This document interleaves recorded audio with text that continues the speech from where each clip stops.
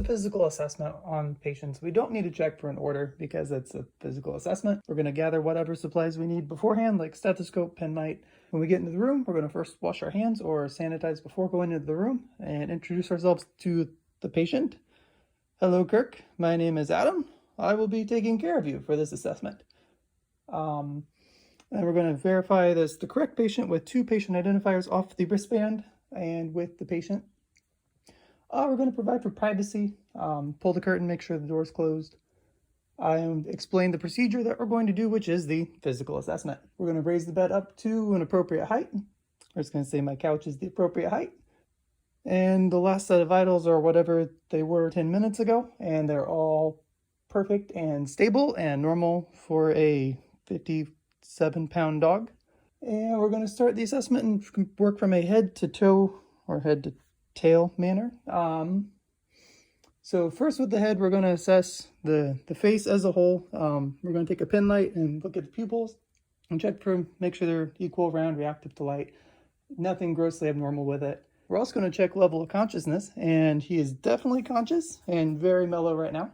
And we can ask some questions to check mental status, person, place, time, event, and ask how they're doing with being in the hospital. How are you coping with being here? Are you in any pain right now? Can I get you anything?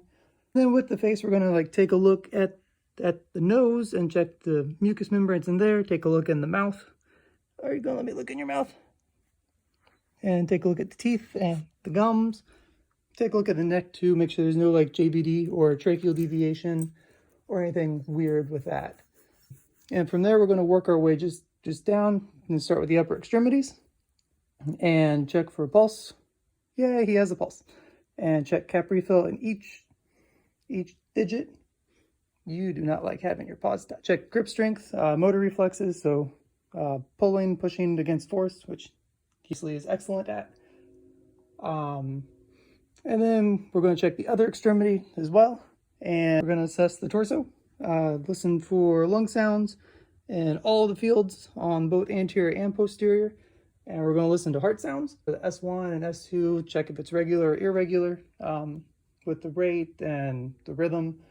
We're going to listen for the aortic area at the right sternal border, the second intercostal space, and the pulmonic at the left of the sternal border at the second intercostal space, and then tricuspids down toward the fourth, and mitral area, I think that would be over here, with the fifth intercostal space.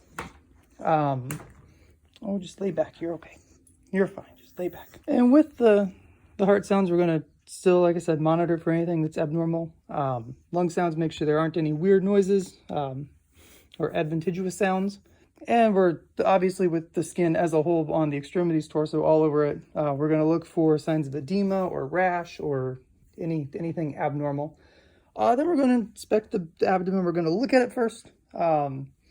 Just make sure you stare at it before you poke it.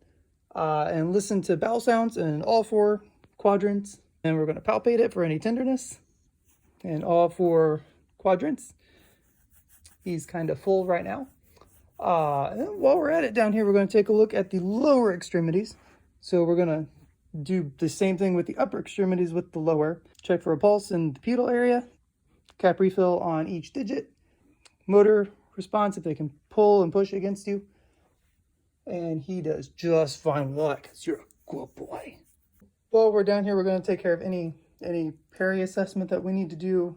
Check for bowel and bladder movements on if they've had those and how recent and what it's been like. If they have IVs, we're going to reassess the IV sites to make sure they're still well and good. We're going to provide for patient safety when we're done with side rails up and them in a position of comfort with the call light within reach. And then we're going to wash our hands and sanitize again.